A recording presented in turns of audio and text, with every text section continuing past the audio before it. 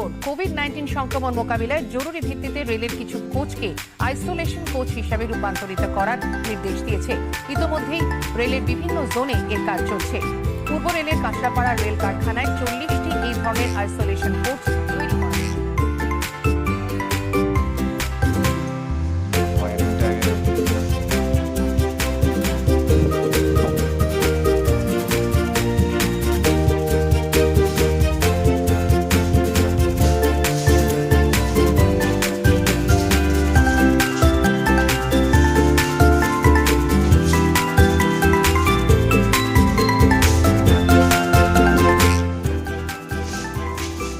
গৌতম বাবু, কথা বলুন।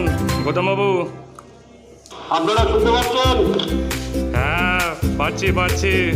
পাচ্ছেন আপনি শুনতে? ফাইন।